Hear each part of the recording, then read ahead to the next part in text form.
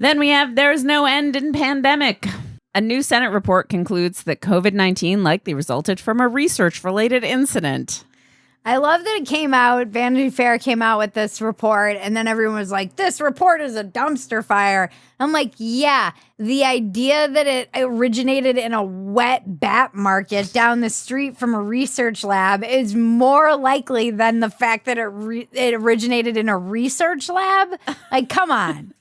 Come on. That's more plausible to you? What a strange coincidence. How many movies do we have about exactly this happening? Gain of function research going wrong.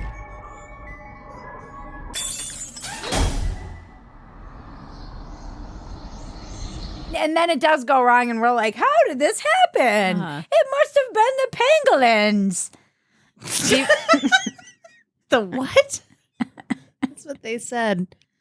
The pangolins? The pangolins in China. I don't even know what that is. It's like an Maggie lives in armadillo such looking. a bubble. She never even learned what a pangolin was in the COVID epidemic. Everyone knows what a pangolin is. Where were you in 2020? I've never heard of such a thing. All right. New York Supreme Court reinstates workers who were fired for not receiving the COVID vaccine. Good. This story got buried. I wonder why.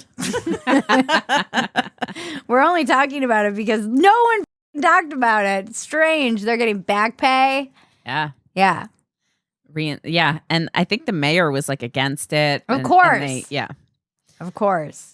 It's so stupid. Everybody should be rehired who is fired for not taking the vaccines.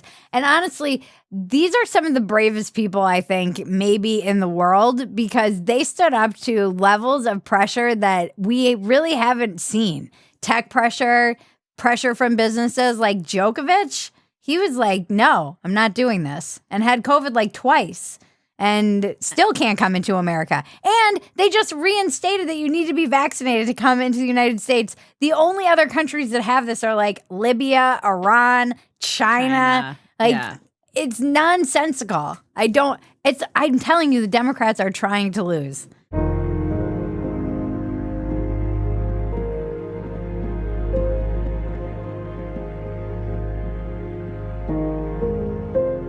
All right, then we have The Atlantic published a pandemic amnesty letter, and it did not get the response expected. Yeah, the pandemic amnesty article backfired spectacularly. Like a week before the election, they dropped this, and it's Emily Oster, who I normally like. She's written some good things. She wrote the book I love about pregnancy, so she's normally like pretty evidence-based and science-based. And in this instance, during COVID, she was like, unvaccinated people shouldn't be allowed to go out. And she was very hardcore about the vaccination requirements and was pro-vaccine passport. And so she wrote this being like, come on, guys, let's just forget about it. Like, everybody needs to be nice to each other, and let's forget those things we might have said when we were just confused. We were confused for like 3 months. I've openly said that in the first couple weeks, I was like, what's the big deal? Let's shut it down. And then by, I think, June, or even, May or June, I was like, okay, this has got too far, and this is insane, and it's a tyrannical grab for power. Even when we had more information, people were still punishing people for not wearing masks, for not getting vaccinated. I mean, there's so many things that I could list. It's endless. But what this article hilariously did was that it opened up this wound that people have in America, and it just was like this outpouring of F you.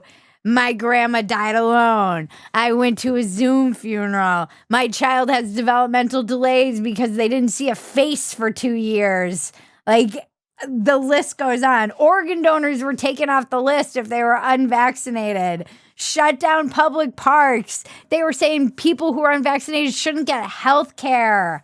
I mean, people aren't going to forget that. And should be kicked out of hospital. It should be kicked out. The people list lost their goes jobs. on and on. Yeah.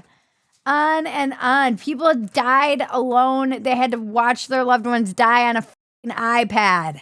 Hang on a minute. Don't take her away. Hey! Don't take her away! Hey, I love you. I know, Mama. Sickening. I wish I can change it all. These are things that people aren't just going to forget and forgive. By the way, all of this happened, and then there were riots and protests that were like sanctioned by all of the mainstream media to add salt to the wound. And we had epidemiologists being like, racism is the real virus after you watched Peepaw die on freaking your Mac. Like this, people were mad. People were mad. People are mad. Peepaw? I got that from Dave. He always calls him Mima and Peepaw, and I love it. I mean, I'm still mad. And I didn't even suffer as much as a lot of other people. Anyway, I don't think it really went as they planned. Just like made everyone super mad. And they were like, never forget what they did to us 5 days before the midterms. They're trying to lose.